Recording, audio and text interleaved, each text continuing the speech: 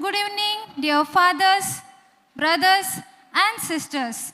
A hearty welcome to you on JD campus.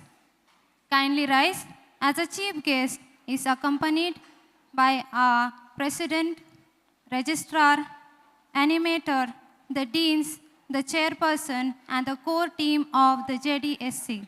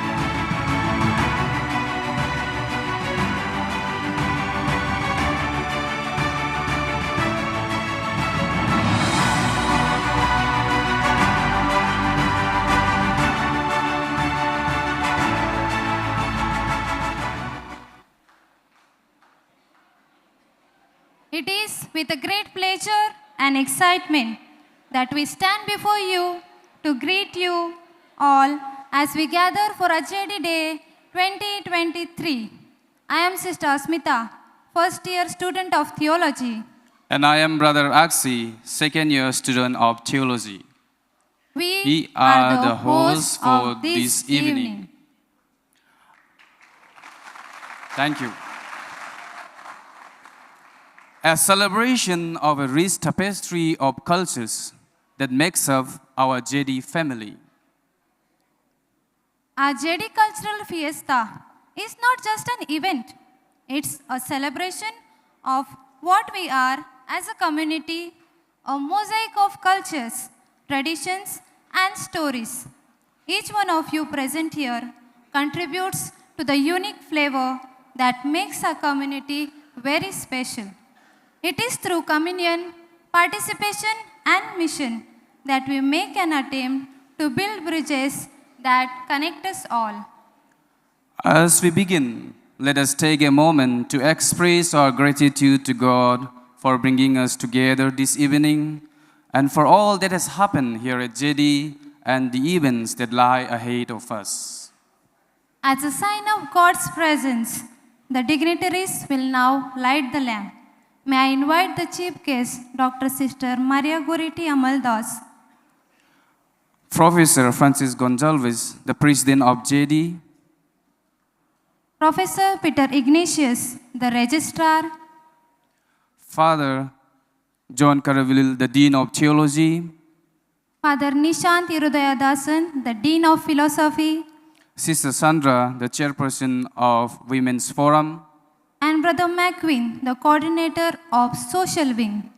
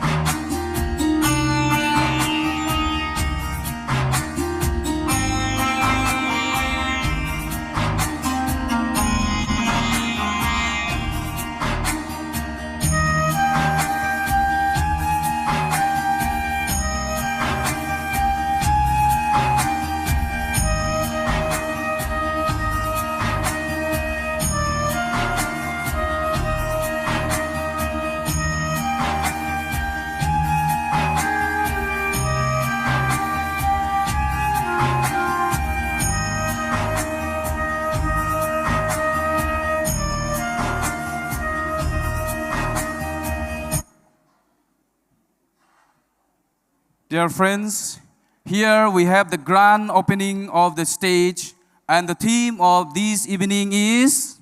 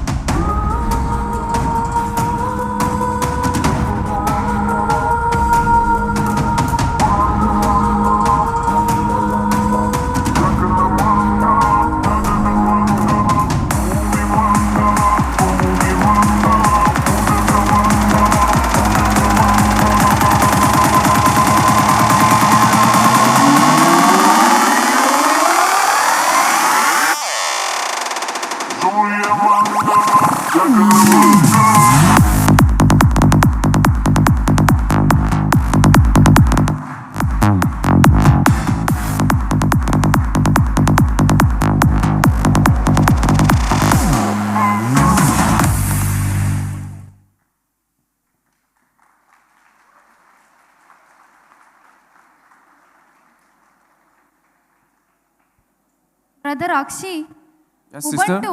What's the meaning of Ubuntu? Sister, it means unity in diversity builds community. Thank you, brother. I now invite our brothers to help us experience God's presence through their dance. Shukriya.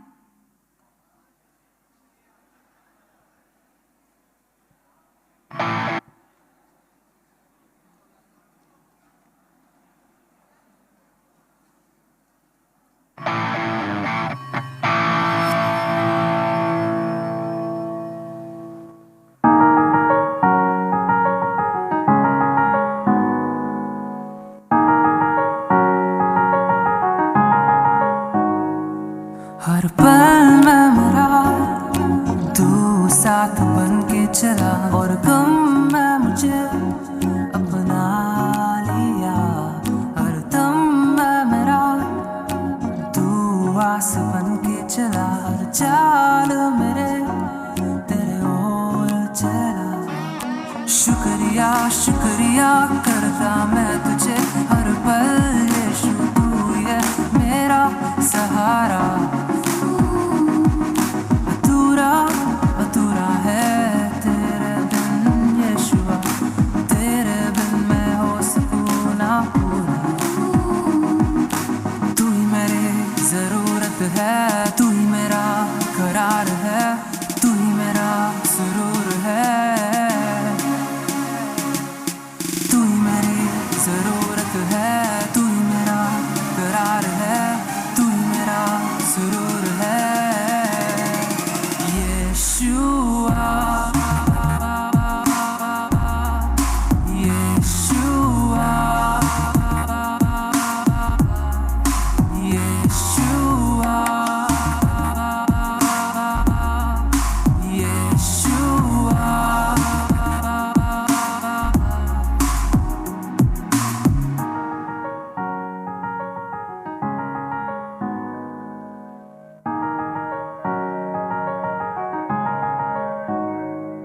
मेरे गीत का आवाज है तू।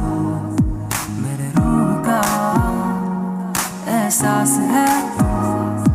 मेरे कष्ट का जवाब है तू। मेरे जीवन का आधार है तू। मेरे गीत का आवाज है तू। मेरे रूह का एहसास है। मेरे कष्ट का जवाब है। मेरे जीवन का आधार है। तू ही मेरी जरूरत है। तू ही मेरा करार है। तू ही मेरा सुरूर है।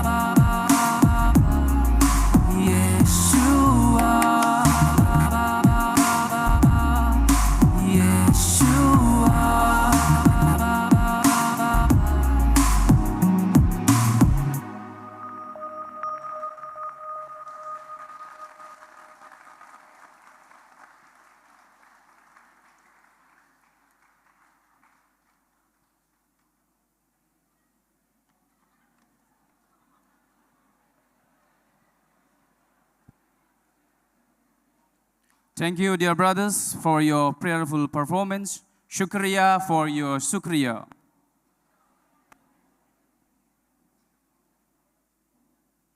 I cordially invite our chief guest to the dais, accompanied by the president, registrar, animator, and chairperson of the student council.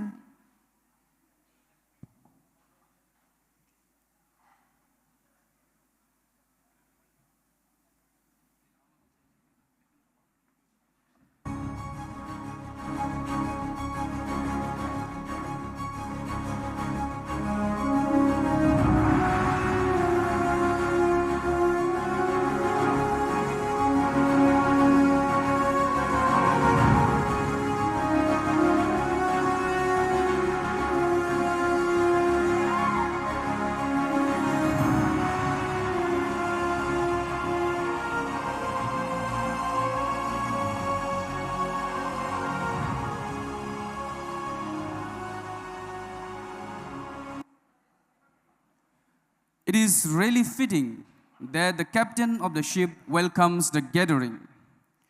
So may we have Father Professor Francis Gonzalez, the president of JD, who steers the ship of JD for the note of welcome.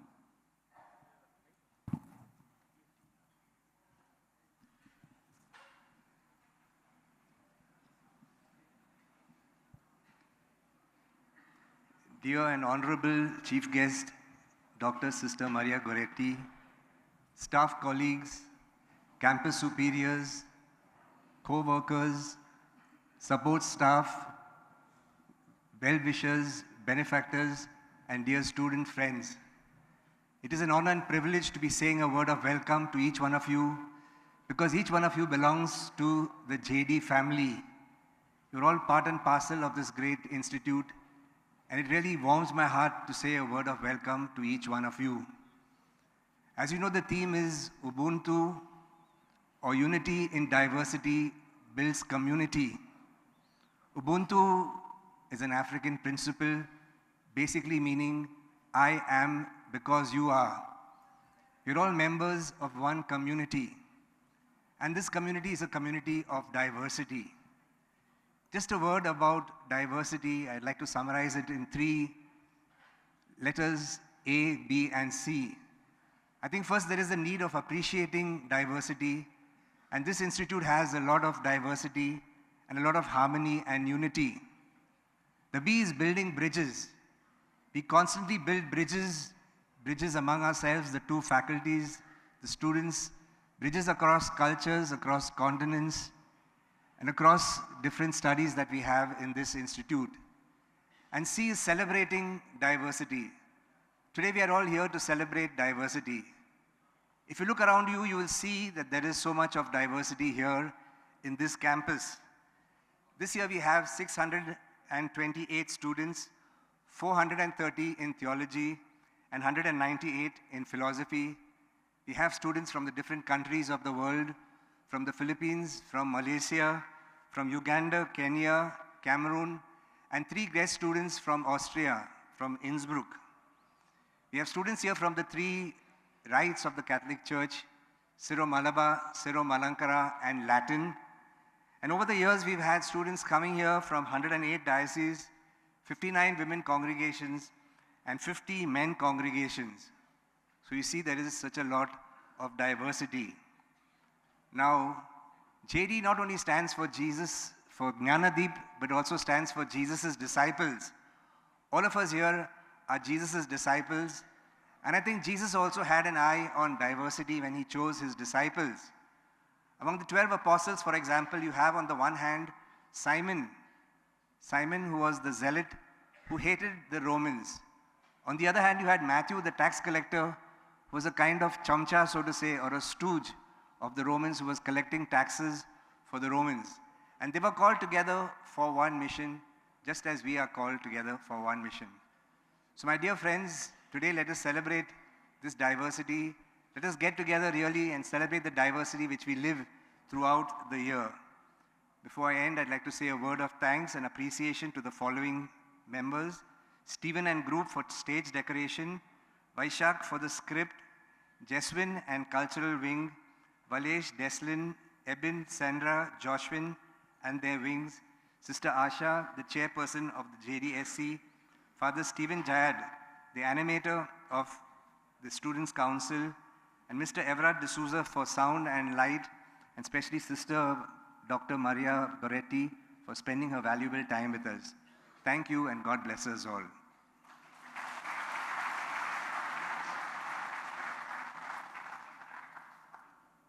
Thank you, Professor Francis Gonsalves, for your cordial welcome. We are truly honored to have Dr. Sister Maria Goretti Amaladas, the Superior General of Fatima Sisters. I now invite Sister Asha to introduce our esteemed chief guest to the gathering. Good evening, respected dignitaries on the stage and off the stage, dear student friends and esteemed guests. It's my pleasant privilege to introduce Reverend Sister Maria Goretti, the Superior General of Fatima Sisters, the chief guest of our JD Day this year. Sister Goretti hails from Tamil Nadu. Professionally, she's a teacher holding MA and MEd in English literature. She has done her diploma course on women's studies from the Savitribai Phule Pune University and continued her doctoral research on the same area of women's studies with the University of Mumbai. Her doctoral dissertation was on the comparative study of the educated women and school dropouts, that education is paramount important for women. She has presented papers on this topic at various conferences held in Delhi, Gujarat in Northeast and South Korea. Sister Goretti has rendered her service to her congregation, the church and the society at large, at different capacities. She has been the headmistress and principal of a higher secondary school, as a regional counselor for 5 years in Bangalore, as general counselor for 12 years, and as provincial superior of Bangalore province. At present, she serves as a superior general of Fatima Sisters since 2019. She makes collective efforts to make their mission and ministry to be creative and constructive, pertinent and practical in our modern times. She's a good orator and takes a keen interest in the welfare and education of women and children. As a sign of our love and appreciation, I request Professor Francis to felicitate our chief guest with a shawl, and Professor Stephen Jayad to honor her with a book.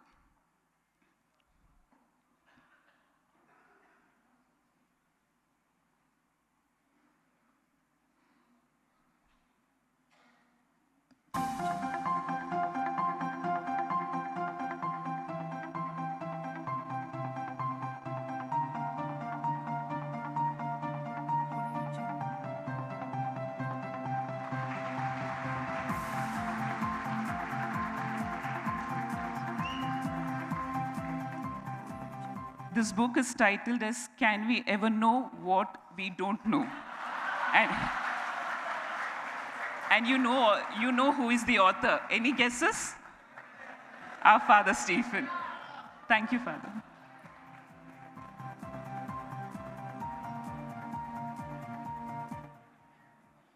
Thank you, Sister Asha.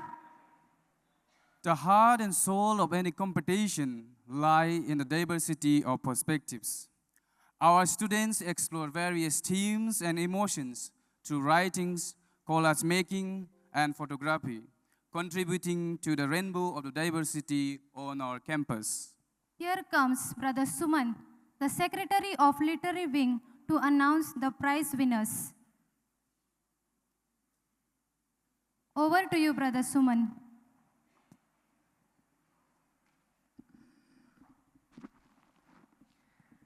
The ultimate prize is not just the material rewards, it is the invaluable lesson learned along the journey. Good evening, dear sisters and brothers. We have had various events conducted by the literary wing of JD from past few months under the leadership of Brother Ebin. I am honored to announce the winners of these events. I request the winners to come upon the stage as the names are called out. Please enter on my right and get down from left. Now I request the chief guest, Dr. Sister Maria Goretti Amaldas, to give away the prizes for essay competition. The theme for essay competition was Misplaced Values and Displaced Humanity. The third place goes to Joseph T., student of third year theology.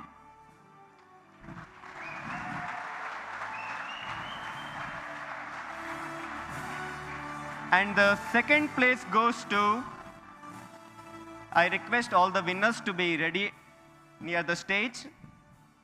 And the second place goes to Mervin Matthias, student of third year philosophy.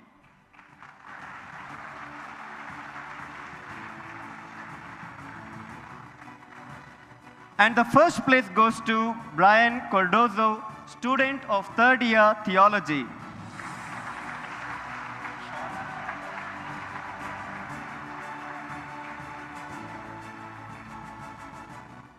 Thank you, sister. Now I would like to call upon JD President, Dr. Father Francis Gonsalves, to give away the prizes for poetry competition. The theme for poetry competition was Rays of Hope. The third place goes to Sanju Sojan, student of third year theology. And the second place goes to Conrad Cuello, student of first year theology.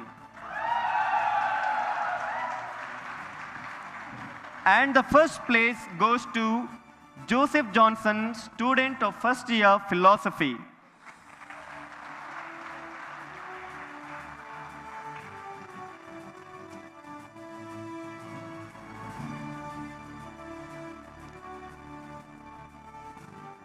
Thank you, Father. Now I would like to call upon Registrar Dr. Father Peter Ignatius to give away the prizes for the collage competition. And the theme was Women in 21st Century, Hope and Challenges. This was a group event. The third place goes to Princeton Dagama, Daniel KM, and Sherbal Taj, student of third year philosophy.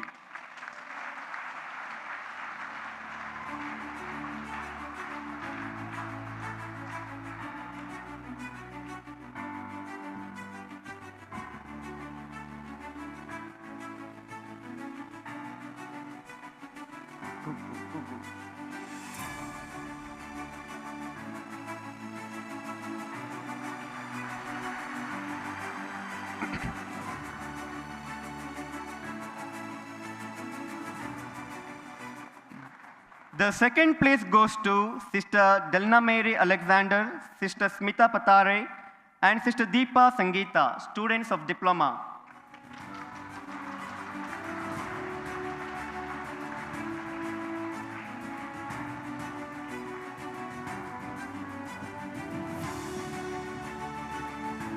The first place goes to Tamajoy Riang, Tamawar Munsang, and Philip Raj, students of first year theology.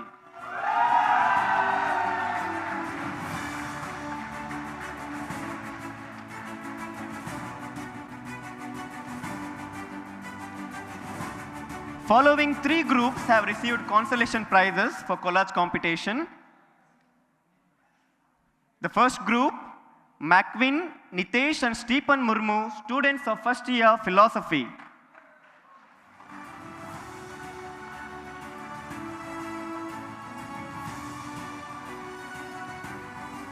The second group, Dixon, Jeffrey, and Jaishilan, students of first year philosophy.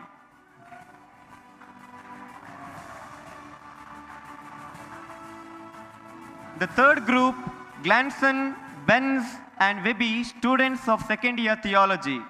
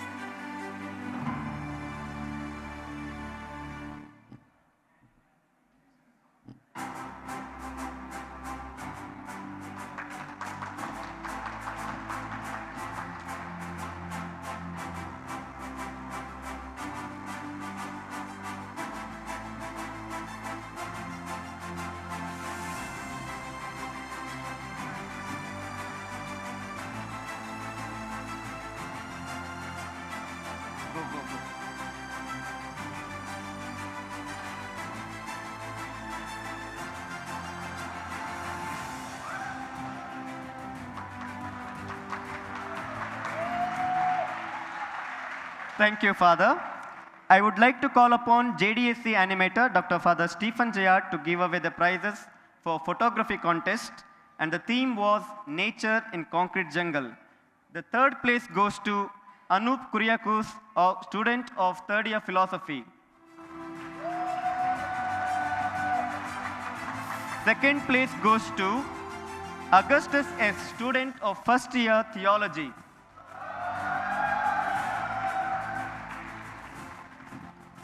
And the first place goes to Vibin L., student of first year theology.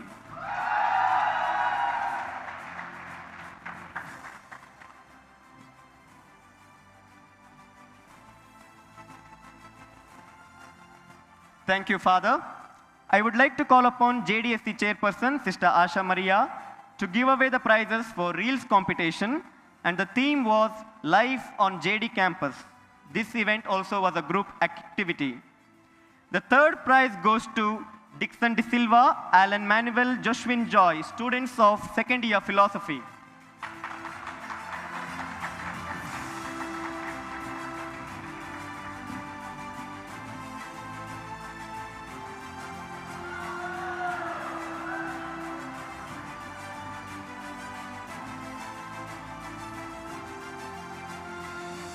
The second prize goes to Cecil Agilroy, Adolph Johnson, students of second year philosophy.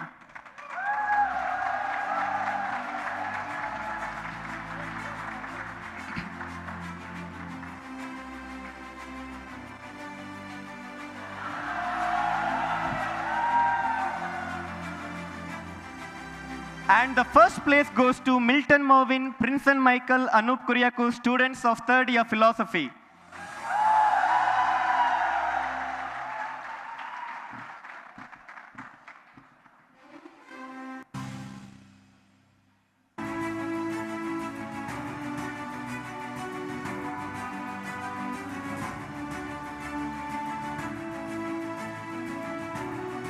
Thank you, sister.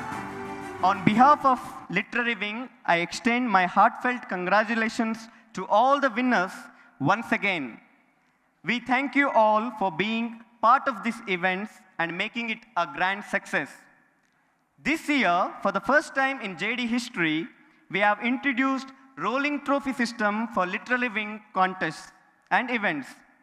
Each class was awarded points for their winners and also for their class participation in events. You may be very curious which class backs the rolling trophy, but that will be announced at the end of the program. So wait in patience, holding your hearts in your hands. Thank you.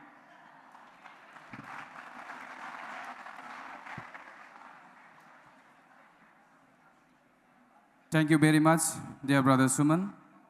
I invite our esteemed chief guest, Dr. Sister Maria Goriti Amaldas, to address us.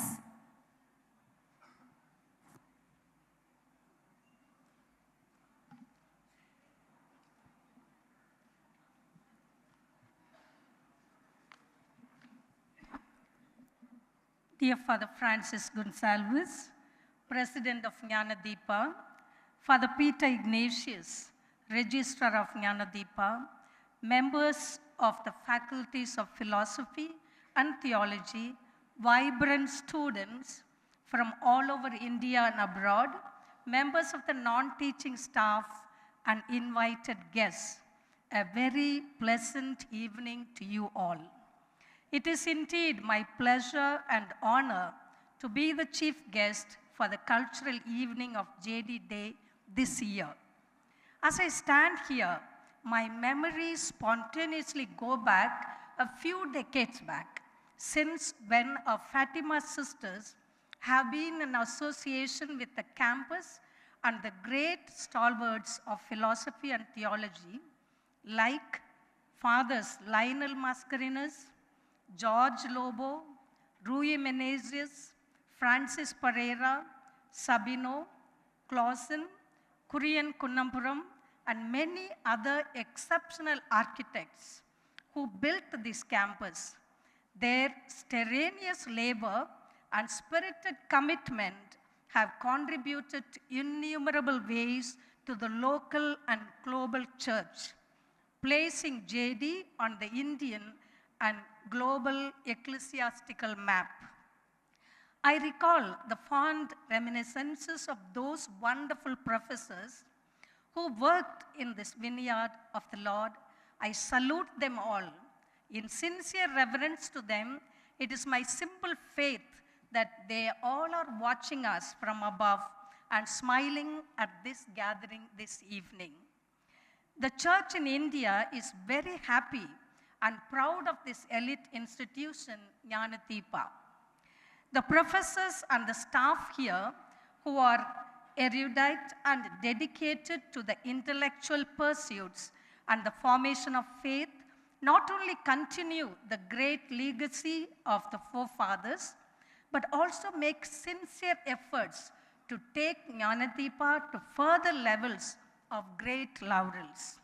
I sincerely wish and pray that Father Francis Gonsalves, the faculties and staff, and you, all my dear students, that Jnana Deepa progresses in every sense of the word to be a path maker and a beacon of new ways of philosophizing and theologizing for our church and society. I also like to express my sincere thanks to Father Francis Gonsalves for giving me this honor. I do appreciate Father Bausaif Sansare, the rector of Papal Seminary, and all the rectors and superiors of the communities on JD campus for all your wonderful services in forming these young men and women for the church and society. My dear student friends, you are all coming from different parts of India and even from outside India. No wonder you are always very creative, talented, open-minded. The very opening scene of the stage this evening, the prayer dance, the prizes for the literary competition, bear witness to your aptitude and skills. I am sure the forthcoming play, Faith Greets Reason, and other items of this evening will further reaffirm that you are all highly gifted. I sincerely appreciate the Students' Council, effortlessly animated by Father Stephen Jayad, ably managed by its chairperson, Sister Asha, and her team for this wonderful program today. I think I must place it on record here. Yes, I am really delighted to learn that Sister Asha is the first ever woman chairperson of the Students' Council at JD.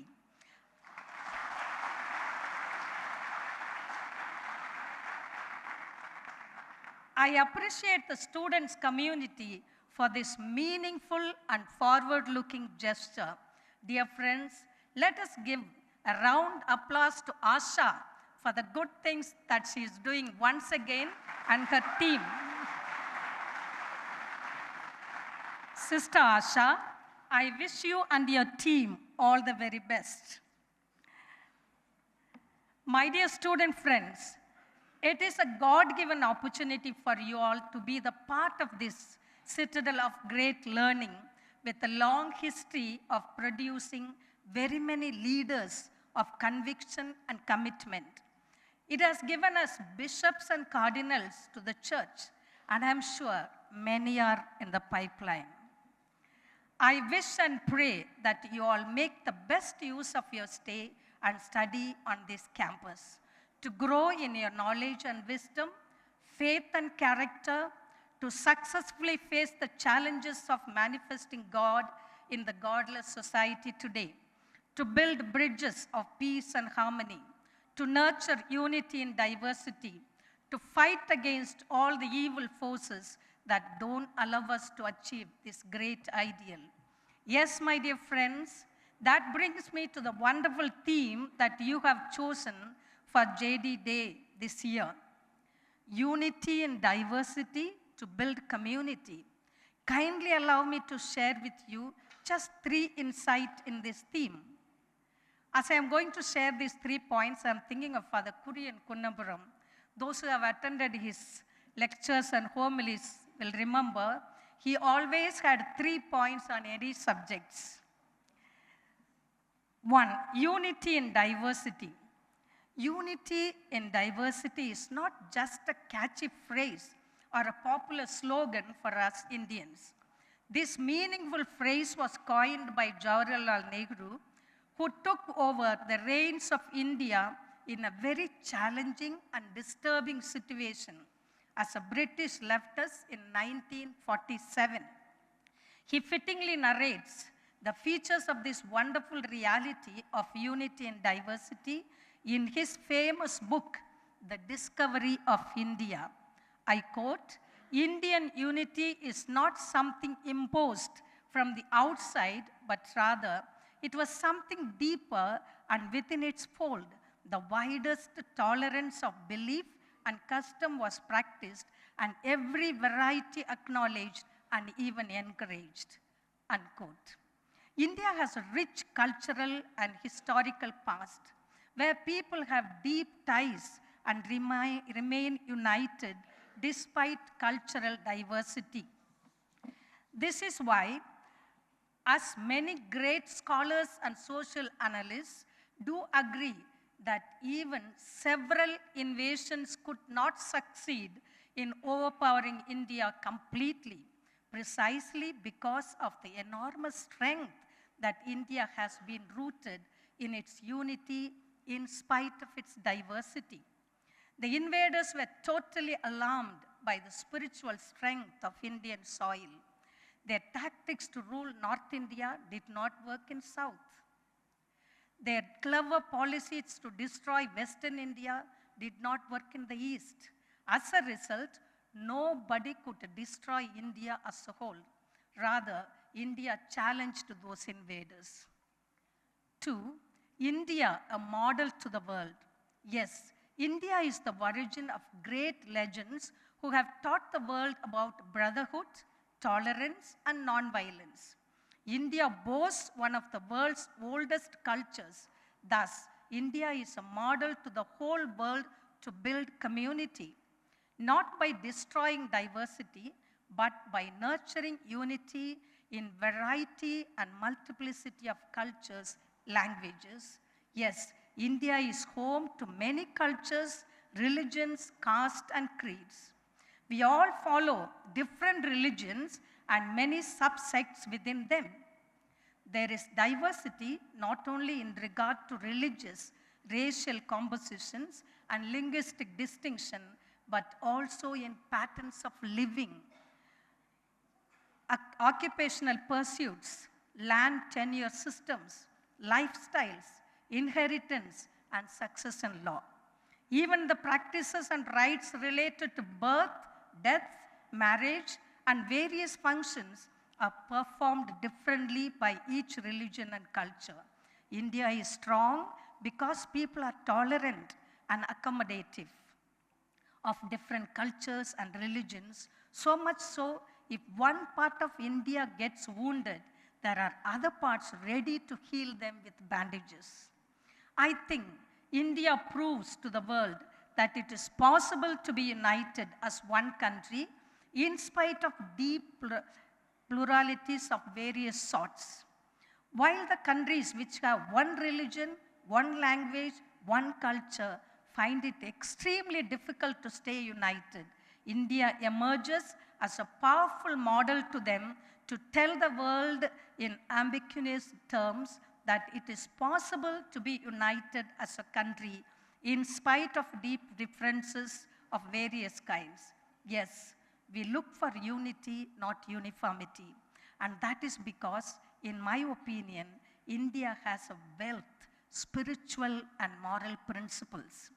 3, a serious challenge for us all. In spite of all these glorious and ideal facts, we need sadly accept that all is not rosy in today's scenario, where very many divisive forces are vehemently active to weaken the long cherished ideals and long lasting principles of India. It is appalling to see that some individuals and groups, even political parties, are firmly determined to create chaos and to annihilate the fine social fabrics of our country for their own vested interests. In order to achieve this agenda, political and religious, they are unfortunately ready to go to any extent, even to instigate religious riots and social disharmony. It is time that we, all Indians, rededicate ourselves to stand for unity and harmony, especially we as people of God need to join hands with the millions and millions of goodwill and true fraternity to see a country that stands for the ideal of unity, not uniformity. Where there is the Spirit of God, there indeed is the liberation. As we find in the Acts of the Apostles, chapter 2, after the event of Pentecost, when the apostles spoke in one language, the people from various regions heard them in their own respective languages. And that is the visible and powerful sign of unity in diversity. Friends, as we are the people of the risen Lord, let us not lose hope and get discouraged by these evil forces. Truth will prevail. To divide us, there can be, or there are many factors, but unite us all together. One basic fundamental truth is enough. That is, we are all created in the image and likeness of God. As people of the liberating Holy Spirit, it is vital that we respect and support one another. We need to be open, not only to acknowledge and appreciate the cultures, but to learn from them to enrich our humanity as a whole. Finally, I look to end with the appreciative and hopeful note by reiterating what Archbishop Andrews Thalat, the president of CBCI, proudly acknowledged at the concluding Mass of the National Charismatic Convention held at the Papal Seminary grounds last week, that JD has been producing ambassadors of communion and missionaries to build community. I wish and pray that JD continues this great mission for the years to come, as we have taken the theme, Bindu, which explains about generosity and unity. May you continue to grow, generous, and live united, and may this institution grow and bring forth many more bishops and cardinals. Thank you very much. God bless you.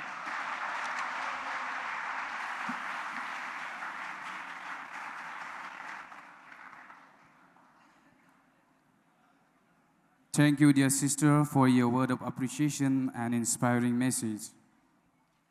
May I request the dignitaries to occupy their seats of the stage.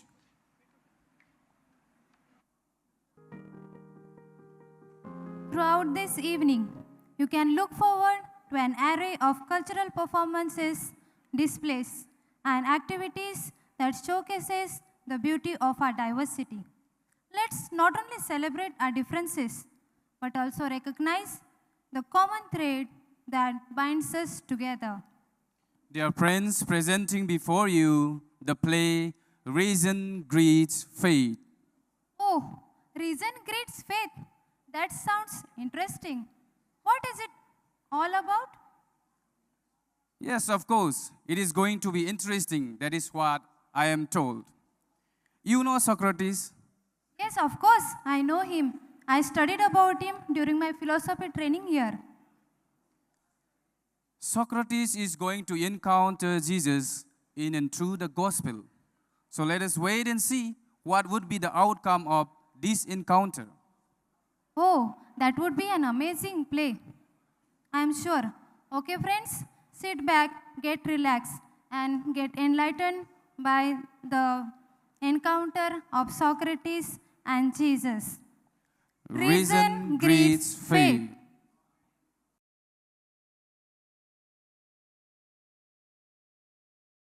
Hey, Thomas, how was your holiday, man?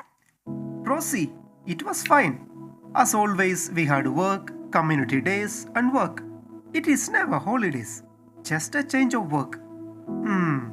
Anyway, how was yours? We had to go to our provinces. We also were given lots of works in our houses.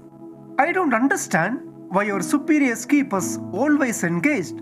Have they taken any oath to the general? Hey, don't worry. During our formation, we also did lots of works. As time unfolds, you will realize its goodness. So, chill, man. Wow, that sounds encouraging. Good afternoon. Good afternoon, sir. Professor. How are you? Fine. I understand it is difficult for you to sit for the optional classes. By the way, there is a new student in your class named Socrates. Where is he? Yes, Professor. Socrates was there for some of the classes with me. I don't know where he is now. Is he the one you were talking about the other day? Oh, bro, it's very interesting. He doesn't know where he is. He doesn't know where he comes from. The last thing he remembers is drinking the hemlock and shoo. Yeah, when I first met him, he was acting all crazy. He said he can't believe seeing rolling cars and flying planes. He said during his time, this was unimaginable. Well, I just played along and told him that this is the modern world. This is human progress. But without any hesitation, he just asked me to explain progress. Define progress? Yes, Professor. He's always asking people question after question. His ways are a bit strange. I guess it is called the Socratic method. I explained progress means moving forward. Then he asked, moving forward? But where? I said, it is usually told that not the destination that matters, but the process. Very good. At least someone is listening to my lectures. However, Professor, he further asked me whether the modern day people are happy since we have progressed. Are there less number of crimes, wars, suicides, divorces? What did you say? I had to admit, man, that these things have only increased. He said then, progress has not taken place at all. It feels like he is against progress. Against progress? Progress is everything. Thanks to progress for what we are today. I thought Socrates was an interesting guy. The fun part is, he believes he is Socrates. Ha ha. Well, it would be nice if he would question our methods. Thomas, don't you know this course is about the Christ event and not about Reformation? Sir, what I meant was, since Socrates is one of the greatest philosophers, it would be nice to see the Socratic method live. Ah, speak of the devil. The devil? I thought this class was about the person called Christ. Perhaps I'm in the wrong room? No. You are in the right class, and this is Christology 2nd. I believe that you know Miss Rosie and Mr. Thomas. Hi, Socrates. Hi. Hi, bro. Nice to meet you. Professor. You a man. You act weird, bro. Are you of a different world? Thomas, leave it. Hey, Socrates, how did you come to this place? The gods have sent me here. Gods? How many?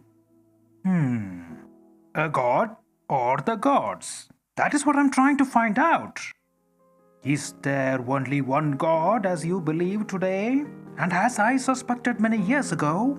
Or is he many, as my fellow Greeks used to believe?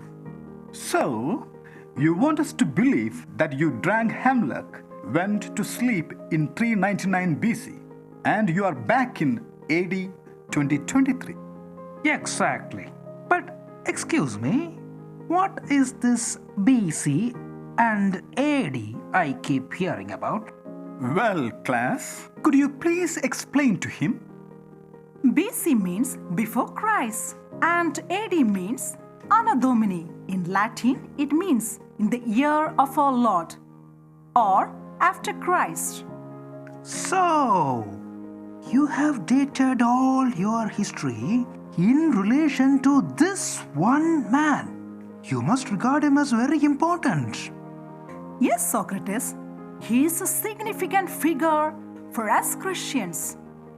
Socrates, that is an outdated idea. Now it is just BCE and ACE, meaning before Common Era and Common Era. Okay, but still, he divides the timeline. Why? Because he taught us how to live. Was he a philosopher then? Oh, yes. Tell me, how many great philosophers have there been in your world since my day? Oh, hundreds. Dozens. Anyway. Socrates, I think you have not attended your philosophy classes well. I would recommend you attend the philosophy lectures in Jnana Deepa once again. Thomas, would you mind to help him out? Yes, of course. It's my pleasure. Socrates, I will help you out. All right, thank you.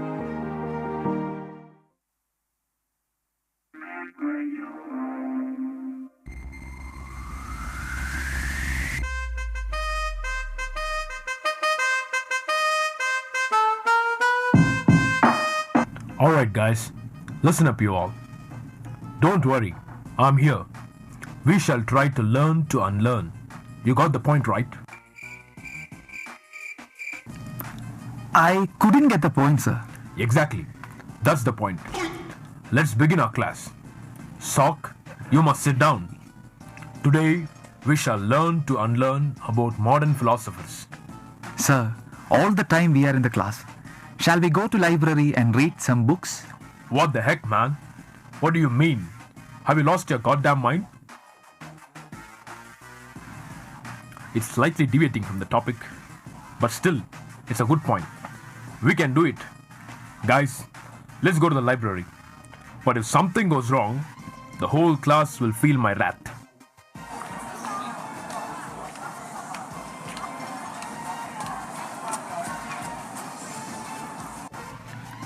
Sir, is there any shortcut way to learn philosophy? Shortcut? Are you out of your mind? There is no shortcut, Sock. Take my German watch and say, awake, awake.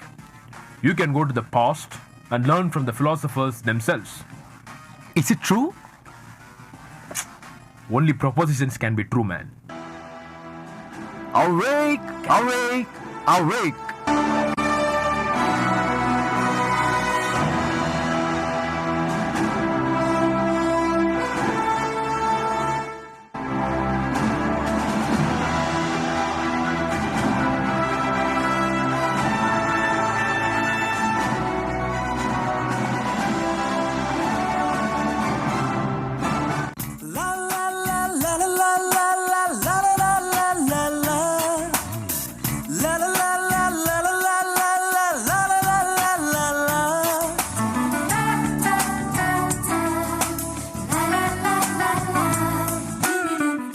Good morning, students. For the universal questions, you have answered in particular. I know you are universal students. I will call out your particular names, come particularly, and collect the particular answer sheets. Agustine, तू समझा? तू नहीं समझा? Today, I am going to give the exam papers conducted last week. We'll call out the names. Come and collect it from me. Let's call Plato before he loses himself in the ideal world. Plato, the ideal giant Plato. Augustine, please wake him up, man. Boss, teacher is calling you. What, Plato? Did you come by auto? Sleeping gloriously in the first star itself? Come here. Come, sir. Come, idealist. What have you written? Ideas? Forms? Perfections? I asked you to write about democracy, man. But you have written there is no democracy. Only philosophers can be true kings to govern any society, is it? Nothing is real in this world, ma'am.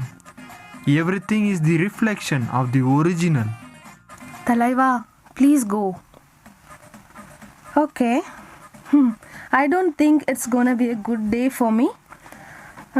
We shall go by chronological order. Who comes first?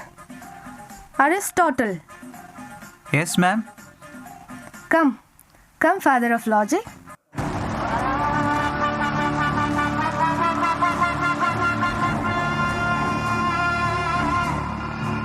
What was my question, father? And what have you written? Actually, there are 4 courses. Material course, formal course, efficient and... Ma'am. This is my concept of invariable concomitance. Hey, what you said is Nyaya, Gautama. Don't interrupt like this in the class. What you have written in 5 lines, he has written in 3 lines. Sit down. Sit down, I say. Is it not right, ma'am? Can you disprove it? Ayo, now don't give 5 proofs saying your answer is correct. Go. Next, these fellows, huh? Augustine and Aquinas, come here. Augustine, where were you sitting during exam? With Plato, ma'am. And you, Acqui? With Aristotle, ma'am. You know what? Both wrote the same thing, what they wrote. And you know what is missing? The cross on top of each paper. Otherwise, it is same ditto. Ma'am, I wrote it in new way, ma'am. It is Neoplatonism. Aristotle, can you give me a bottle? Ma'am, sorry, ma'am. Sorry, ma'am. I should not see you together hereafter. Ma'am. Don't utter a word. Get out from my sight. Who is that going on whispering? Heidegger? Arendt? From the beginning of the lecture, I have been watching both of you. Talking. I don't know about what you are going on talking like this. I don't know what affair goes there. See, whatever it is, have it outside the classroom, not here, okay? Ma'am. Heidegger, don't do your atrocities with your historicity in this class. I say sit down.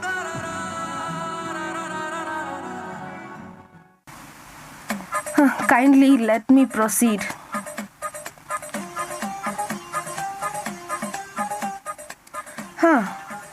Tired of view from above? Let me view now from below. Karl Marx, come here.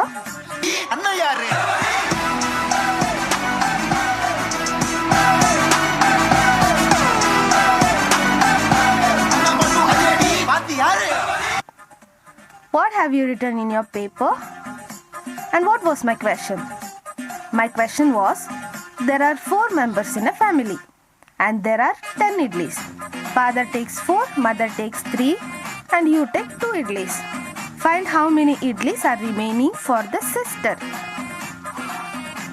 That would be 2.5 idlis each, ma'am. What? 2.5 idlis each? How, man? By calculation, only 1 idli should remain, and that sister will take. Ma'am, who is allowing father to take 4 idlis and mother only 3 idlis? You know, ma'am, according to the sociological theory of equal distribution, we need to divide the whole idli in 4 equal parts. Everyone eats equally. Equality, ma'am, equality. And that is what the world needs today. Equality. So your question itself is wrong. Because of inequality, there is violence in the world today. Violence, violence, violence. I don't like it. I avoid. But violence likes me. I can't avoid it. Would you like to check?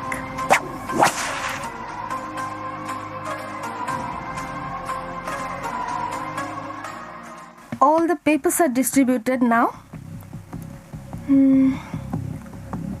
Hey, who are you? You're not from this class? What are you doing here? Students, catch him! Someone catch him! Akwi, catch him! Whoa, whoa, whoa, whoa. Please, wait, catch him, catch him. Awake, awake, awake.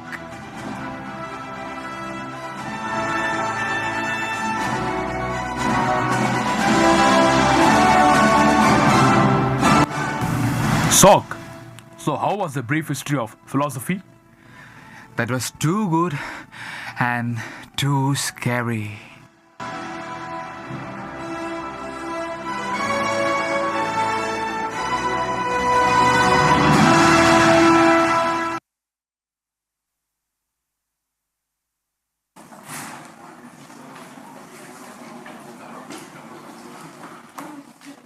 Sok, did he help you out?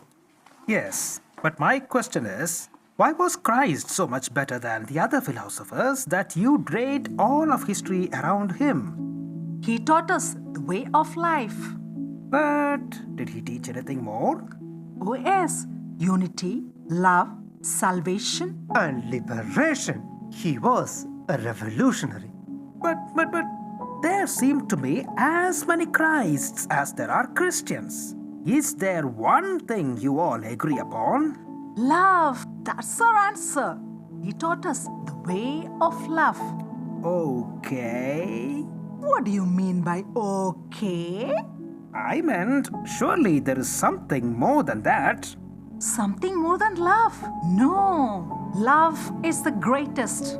Of course it is. I was not asking for something greater than love. But what makes this person Jesus different from other teachers of love? He was more radical than anyone. In what way? Radical in the way of love. He taught us even to love your enemies. So did I. He was killed for his teaching. So was I. He had thousands of disciples. He lived what he taught. So did I. Oh my goodness. He liberated people from ignorance, superstition, prejudice, and sexism. So did I. He told people of life after death. So did I. He was a prophet of his times. So was I. Are you saying you are as great as him then? No. On the contrary, I am assuming just the opposite. How absurd to think all of history would be dated around me. Before Socrates and after Socrates, BS and AS. That sounds interesting. Thomas, I'm asking you why he was so much greater than I or anyone else. We told you already, man. No, you didn't. Everything you said so far applies to me too. Does Christ deserve such special attention? I'm not sure of it. Oh, well, I am also not sure. Then perhaps it's time now to turn from what you believe about him to what others believe, which I resisted doing earlier. You mean perhaps others will give you a better answer? Yes. People say he was God. Excuse me? A god? You mean a god? No, Socrates. The God, Son of the Supreme God, one of the three persons of the one and only God. That is what Christians say. All Christians? Yes, they say and believe. Remarkable. Even his disciples, hundreds of followers, saints, holy men and women believed in it. The creeds, official teachings of the church have in it in different ways. Even more remarkable. Yes, You see, Socrates, a superstition is very powerful once it gets started. Who started it? Well, according to the records, he did. That's why they crucified him for blasphemy. Ah, Professor. Good afternoon, Professor. Good afternoon, sir. Good afternoon. This Jesus, the great philosopher, claimed himself to be God? Yes, of course. In the New Testament, you can see all his arguments. Even the Old Testament points to him as the God, Savior, and the Messiah. Yes, according to Christians, he is the Lord, new Adonai, and we are his new Israel, new Segula, meaning his treasured possession with respect to the Old Testament. Old Testament, Adonai, Segula. But wait, he actually said he's God? Yes, indeed. He has said, I and the Father are one. And he who has seen me has seen the Father. And before Abraham was, I am. I and the Father? I am? Who is he referring to? The God of the Jews. What is this, the God of the Jews? For that you have to read the Hebrew scriptures.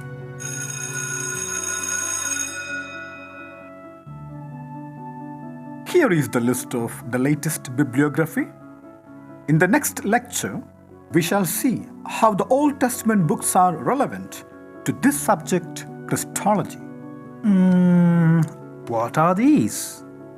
The list of latest books and articles on the Hebrew text. Is it not possible to go through the primary sources, the Hebrew text? That is too vast. Oh, bro, the Old Testament is almost 1,000 pages. You think about it. See you. We have a gap of 2 days. I shall read this and see you in the next class. Rosie, why do we need to read all this? This is not an interesting topic. I shall read it again. You can read this apology. It would be interesting for you. Oh, yes. Bye-bye. Bye.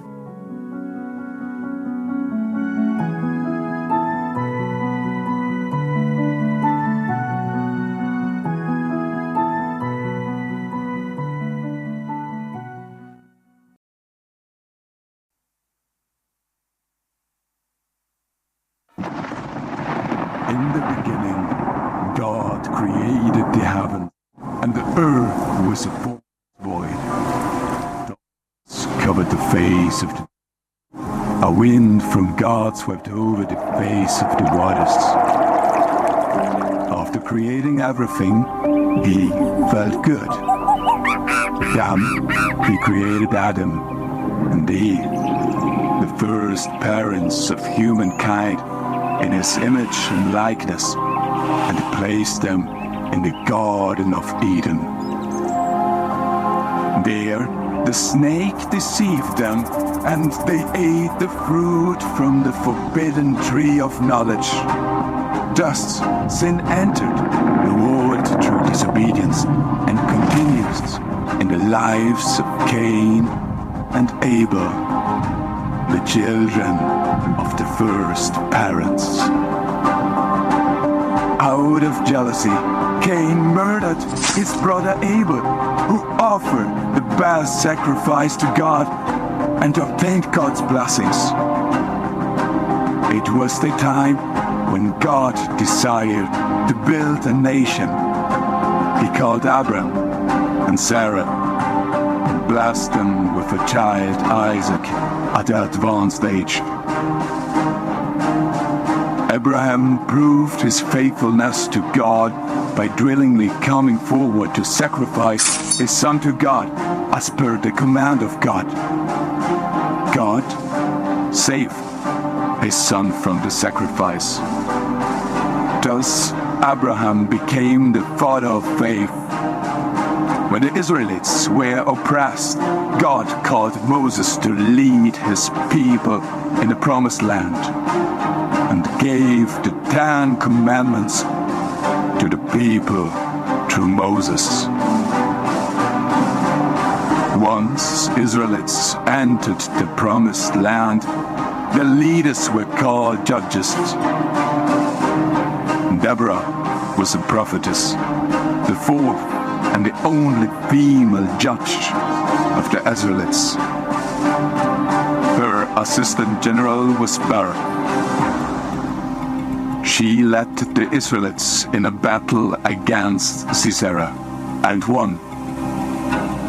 Ruth was a righteous Moabite woman who was welcomed in the family of Israel. She cared for her bereaved mother-in-law, Naomi, and collected the fallen crop of her brother-in-law's field. Hannah considered herself a maidservant of God. She intended to keep her vow to God and offer her son to God and his service all his life. God chose David to be the most famous and powerful king of Israel. Even as a boy, with the help of God, he defeated Goliath, a Philistine giant, with the slingshot.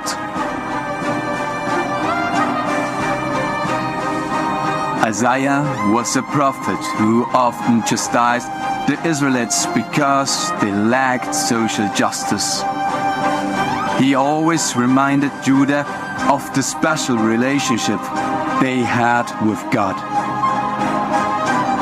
Esther is a young Jewish woman living in the Persian diaspora who finds favor with the king, becomes queen, and risks her life to save the Jewish people from destruction.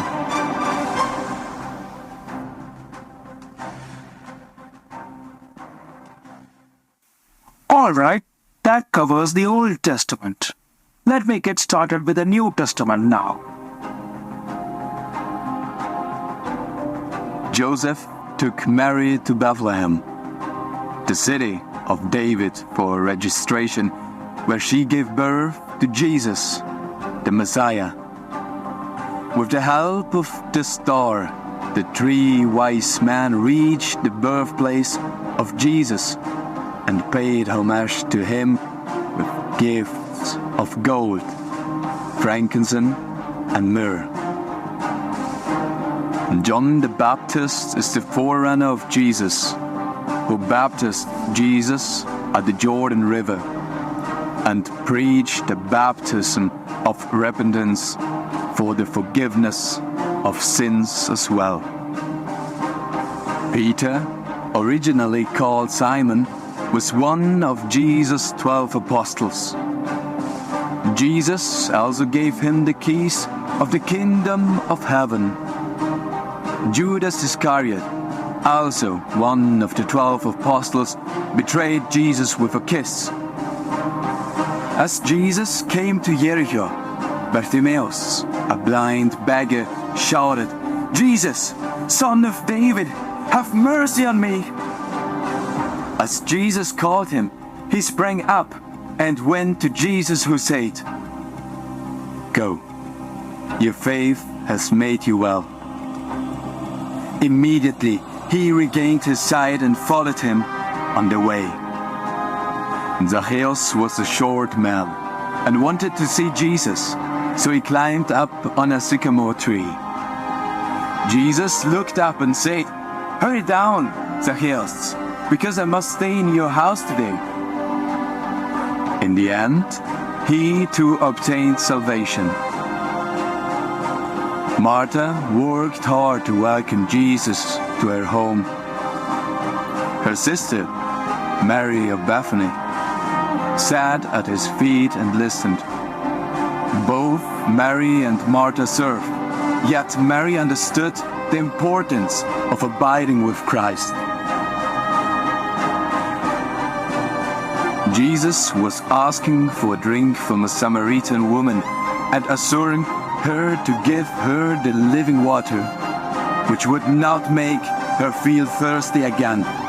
Scribes and Pharisees used to confront Jesus for the good works, and Jesus saw how the Pharisees and scribes would condemn others for sin, yet continued to choose wickedness themselves. All their conspiracy brought Jesus to the crucifixion. He was made to carry the cross and was crucified on it. He was buried in the burial tomb. At last, as he told his disciples about his resurrection, he was risen from the dead on the third day.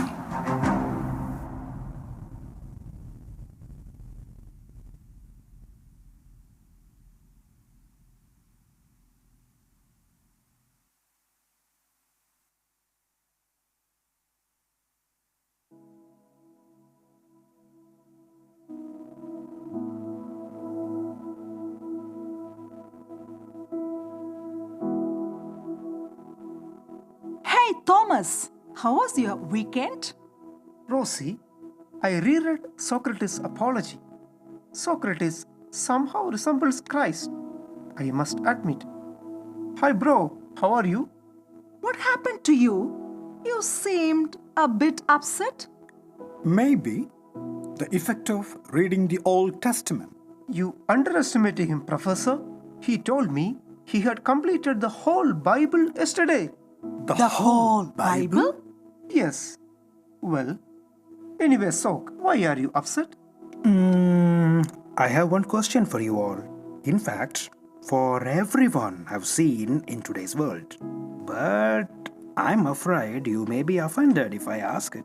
Only one question. Go ahead and ask it.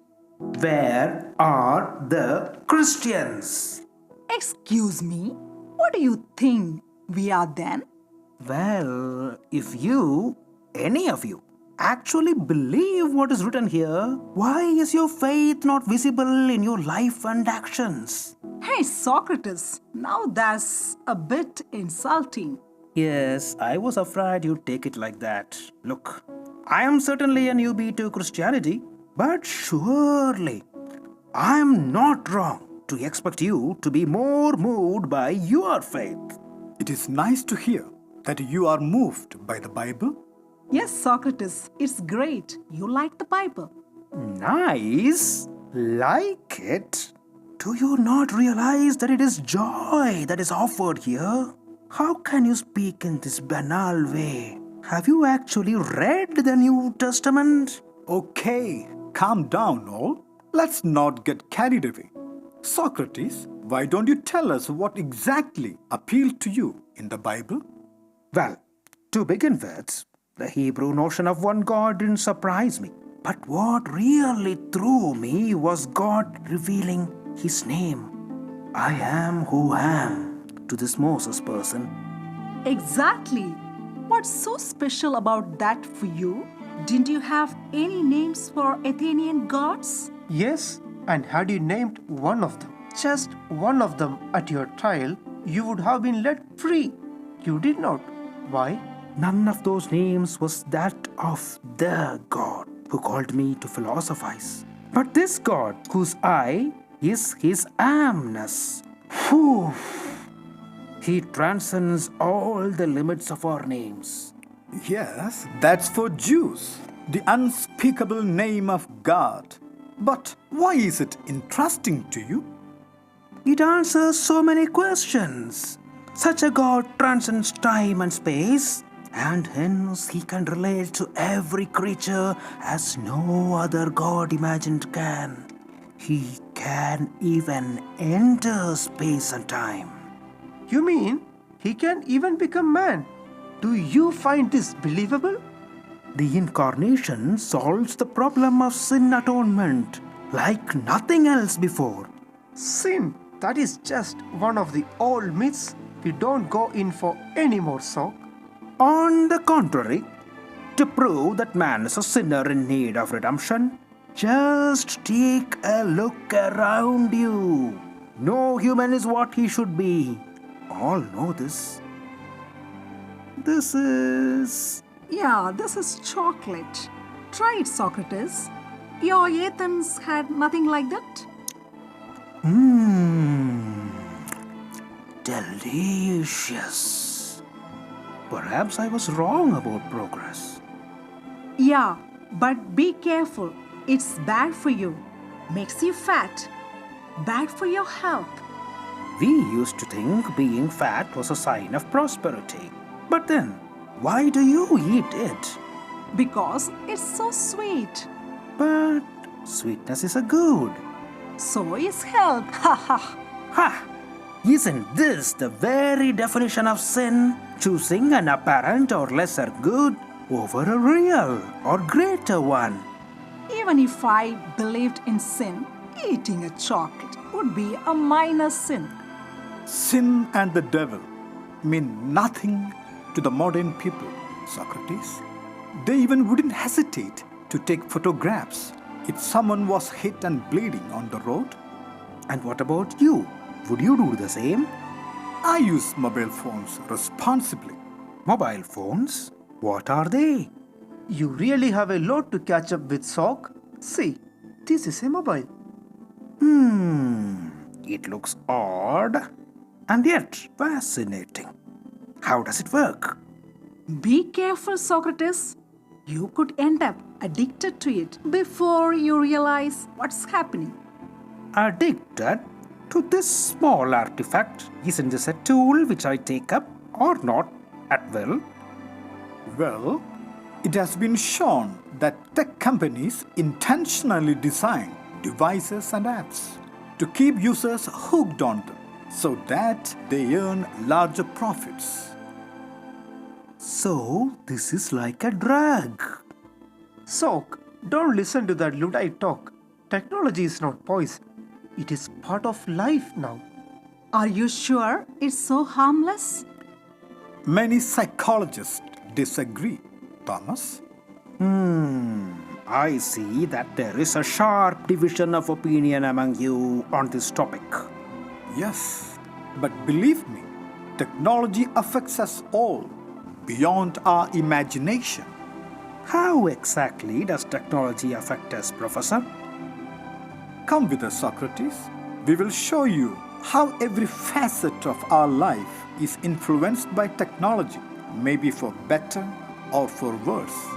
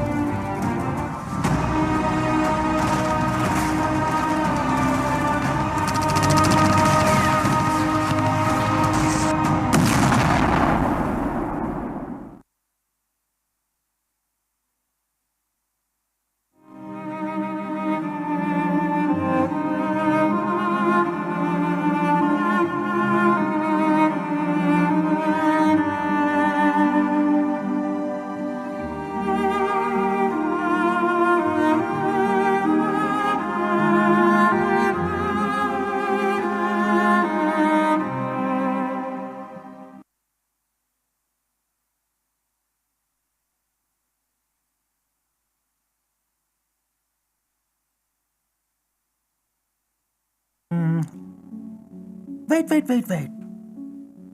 Ah, Thomas. What's going on here? Sock.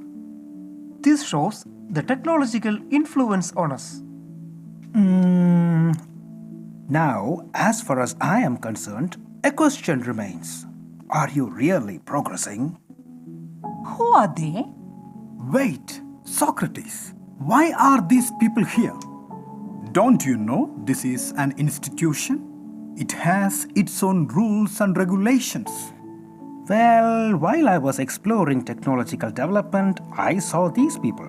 I felt they don't have a place in your society. And the Bible calls us to act. Are we not called to act?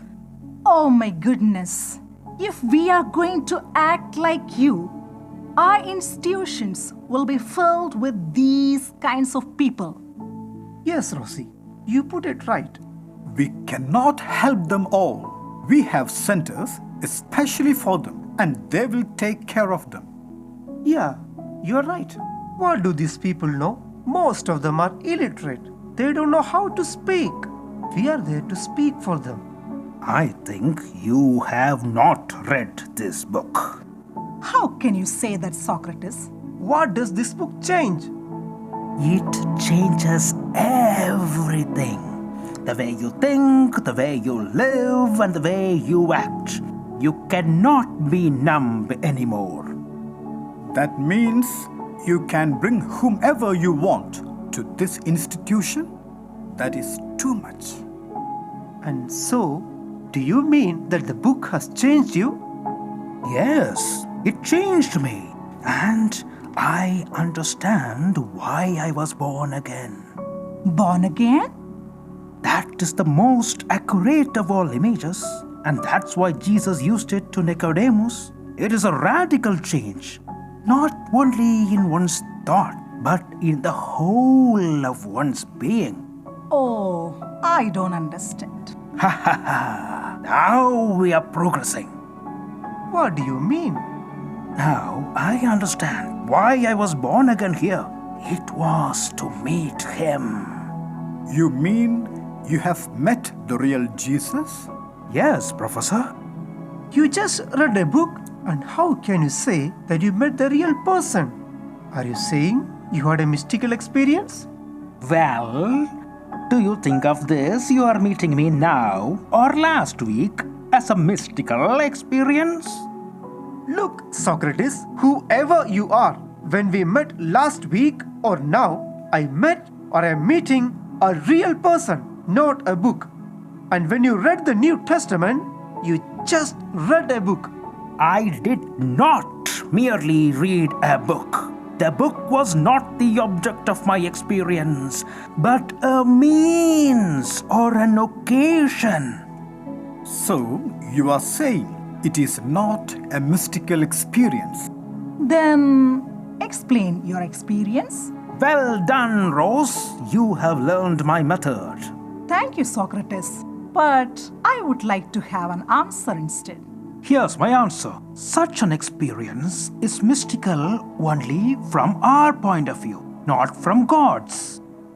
God interacting with us is like an author putting himself into the story. As an author, for him, it is within his natural powers. Likewise, I am just a character in God's story with my experience. So, aren't we just characters with no will or freedom? It is not true. We have freedom and will, and the church teaches. As I recall, the Bible says, "You, my brothers and sisters, were called to be free. But do not use your freedom to indulge the sinful nature. Rather, serve one another humbly in love." Oh, so you started quoting from the Bible also. It's interesting. As I said earlier, it is easy to prove the statement by just looking around. Are you sure of it? Are you sure? You are aware of everything that is happening around you? What's happening around? All things are going well, aren't they? Socrates, you are taking it so seriously, man. All is well. I feel ashamed to hear that from a human being. I feel you are all unaware of the reality around you. When man is deprived of... Excuse me, sir. Can you use gender-sensitive language? Yes, I agree. Thomas Aquinas would say, when people are deprived of true spiritual joys, it is necessary that he or she become addicted to carnal pleasure. Surely, it is better that you see the after effects of the flesh, the dark reality of pollution and its different kinds which you are not aware of. People are forgetting that this is their home.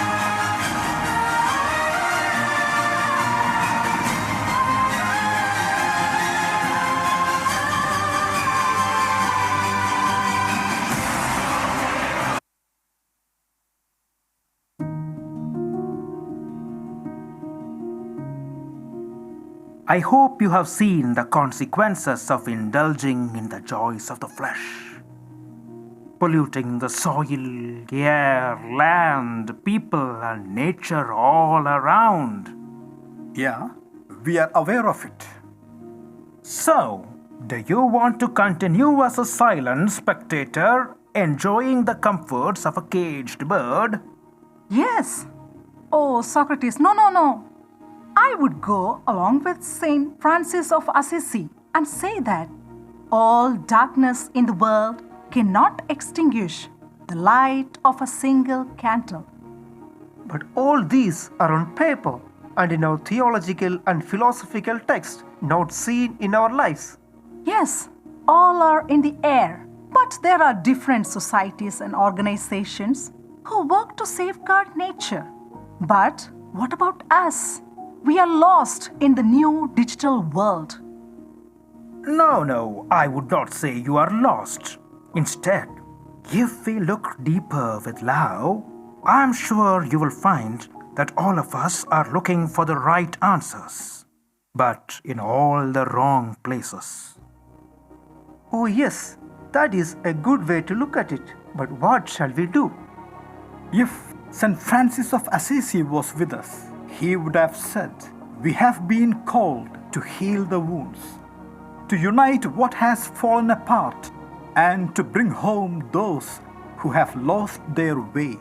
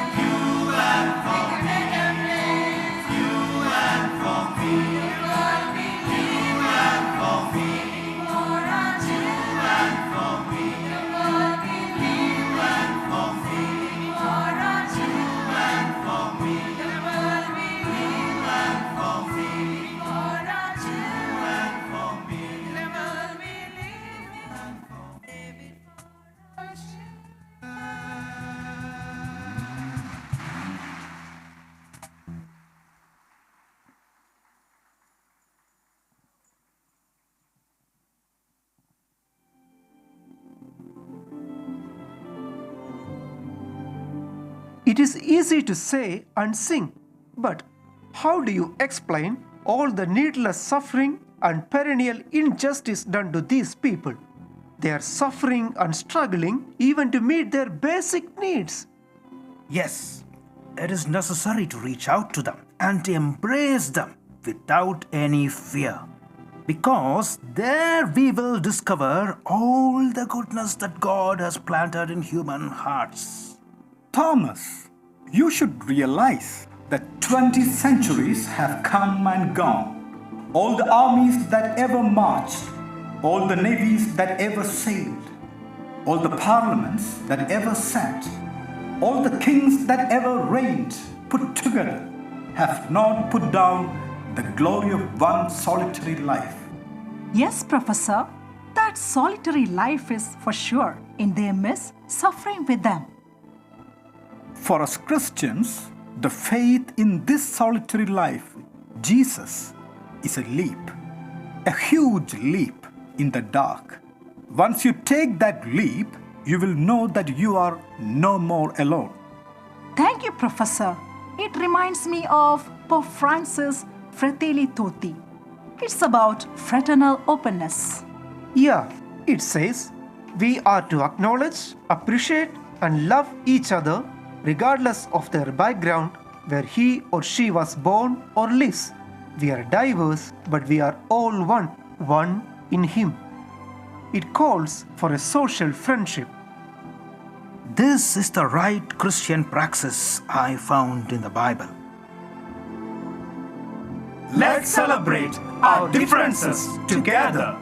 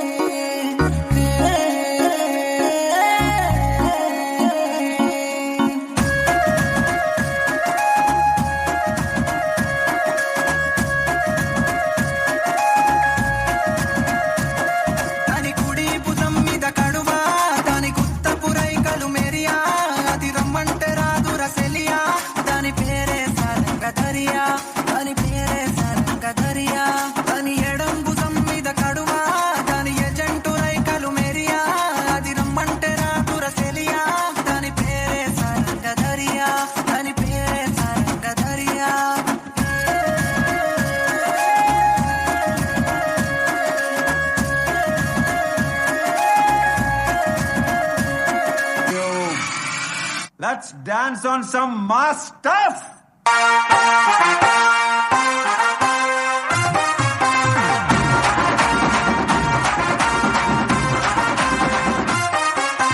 సింపిరి చుట్టుదాన్ని సెవులి రకన సుట్టదాన్ని చేతిలక్కి పెట్టేదాన్ని ఉంగరాల మెట్టేదాన్ని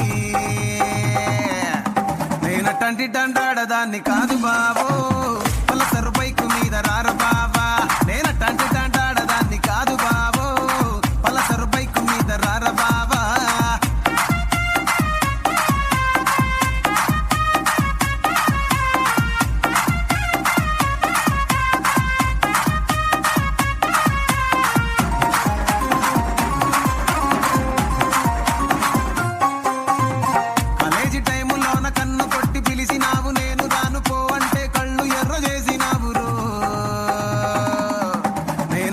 దండాడదాన్ని కాదు బాబో పిల్లబాగానే నేను రాను బాబా నేనటంటి దండాడదాన్ని కాదు బాబో పిల్లబాగానే నేను రాను బాబా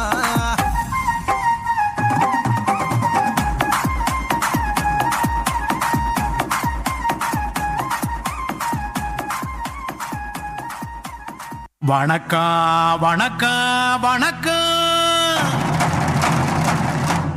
நான் வாழும் பூமிக்கு வணக்கம் இருக்கோ இல்லையோ தெரியாது ஒருவேளை இருந்தா சாமிக்கு வணக்கம்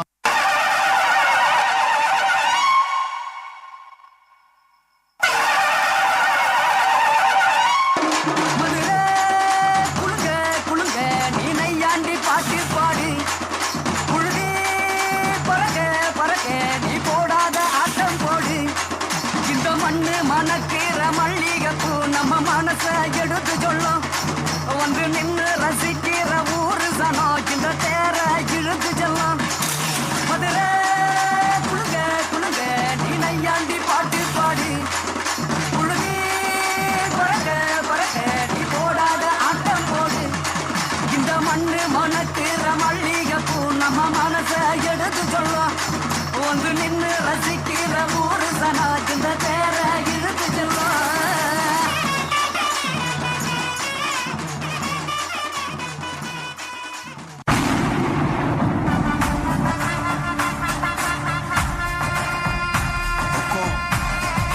tiger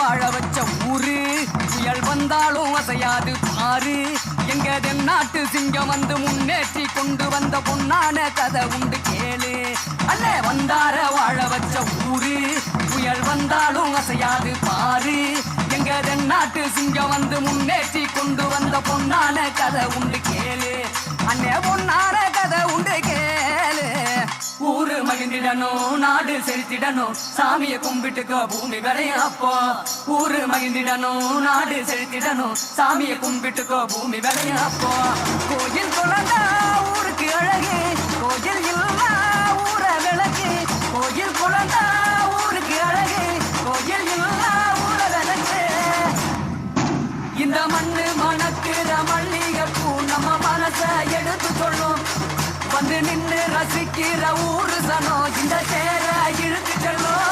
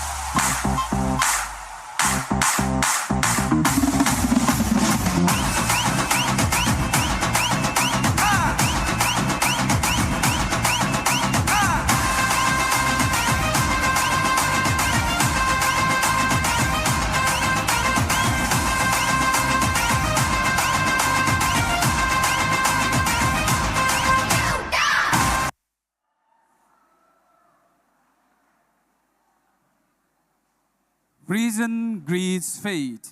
Indeed, it's a phrase that suggests a harmonious interaction or coexistence between reason and faith.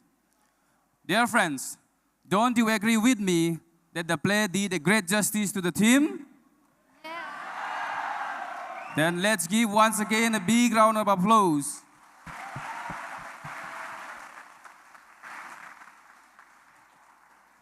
That was indeed a wonderful performance of the unity of faith and reason that enriches humanity. Here the exciting moment has come to know the winners of the rolling trophy. May I request our chief guest to come up on the stage to hand over the rolling trophy of the literary wing. May I now invite Father Stephen Jayad, the animator of the JDSC, to announce the winning class of rolling trophy.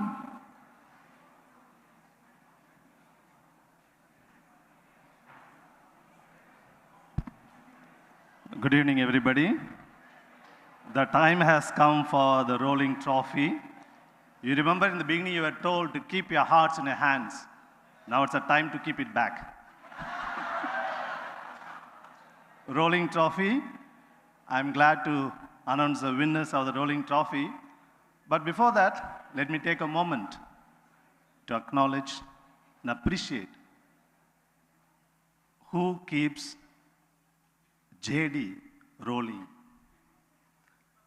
Without the students' community, JD will be redundant. Without the Students' Council, the activities of JD will be impossible. Not only JD Day, all the days of JD, only it is the student community which keeps it going. Let's give a big round of applause.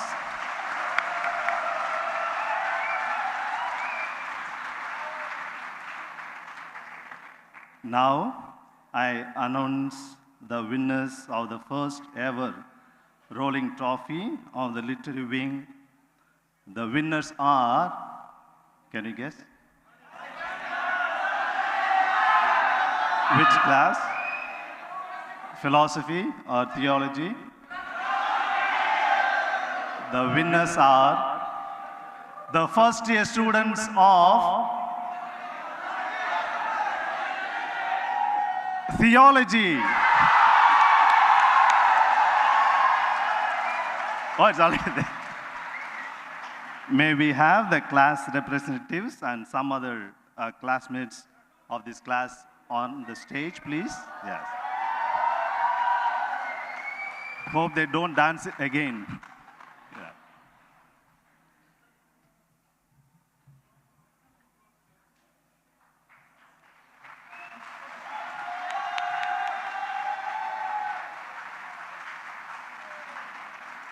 This also?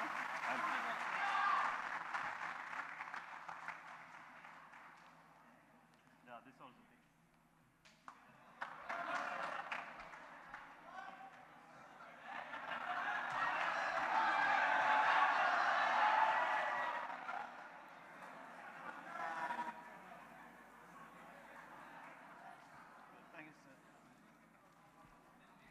Thank you very much, dear sister and father. May I now invite Brother Jeswin Mastan, the coordinator of cultural wing of JDSC, to propose the vote of thanks.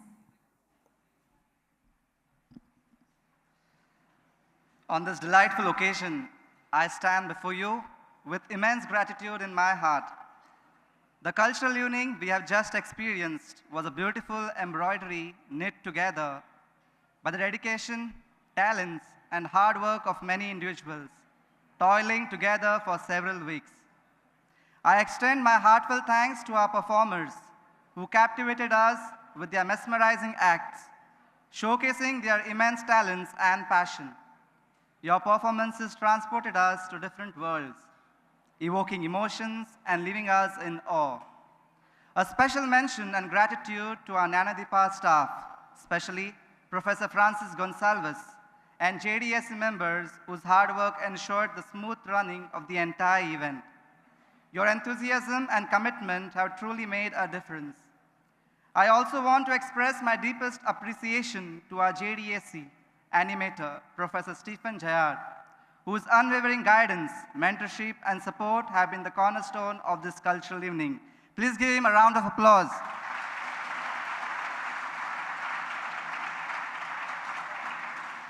I would like to extend my sincere thanks to the creative minds behind the captivating performances we witnessed tonight.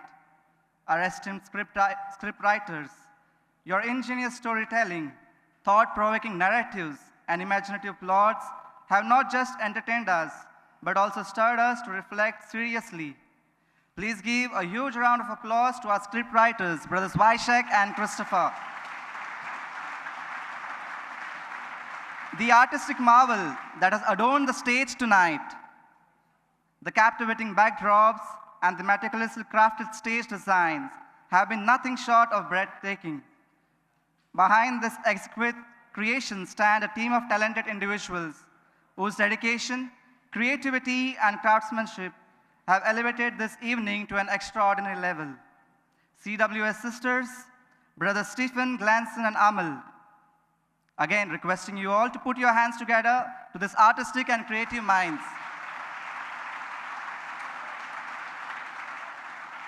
A special thanks to Sister Asha, Brothers Deslin and Walish, the core team of JDSC. The commitment and hard work put in by you and your respective wing members have illuminated this evening with brilliance and finesse.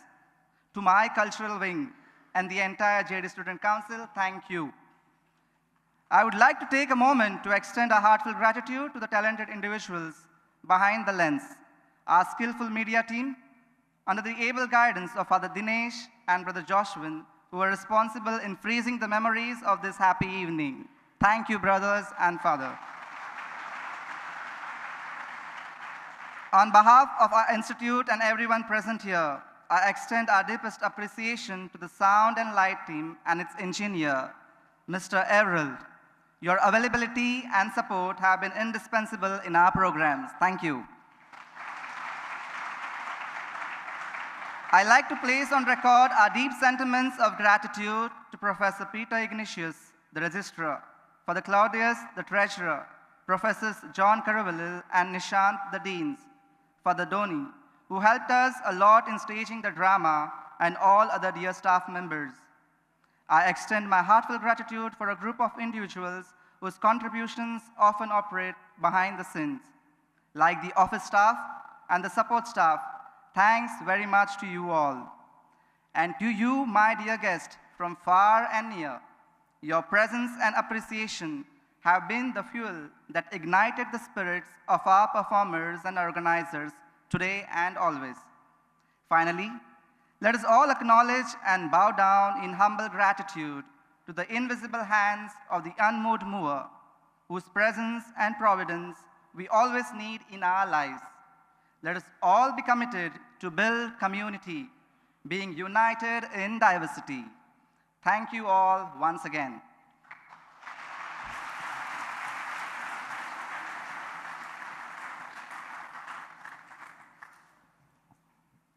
Thank you very much, dear brother.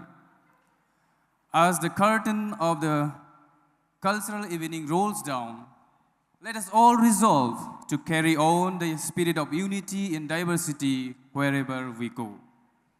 Now I request all of you to rise for the JD anthem.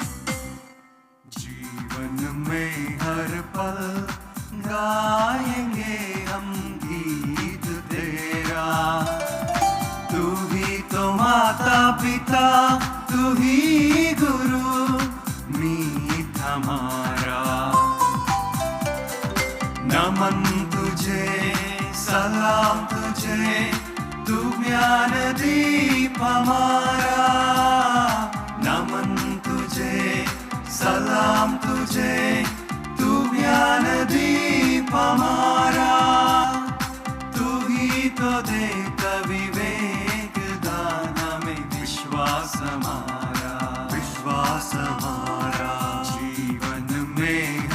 पल गाएंगे हम गीत तेरा। तू ही तो माता पिता, तू ही गुरु, मीत हमारा।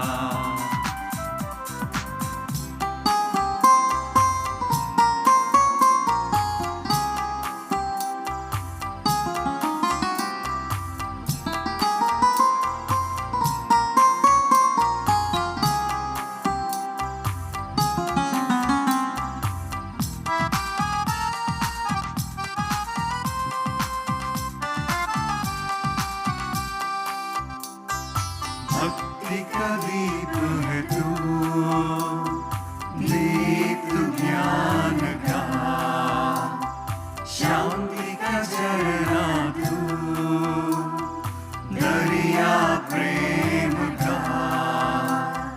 ज्ञान जहाँ सत्य के संग हो पावन में चल वहाँ। देश अनेक है, अनेक धर्म है, पर हम सब एक हैं।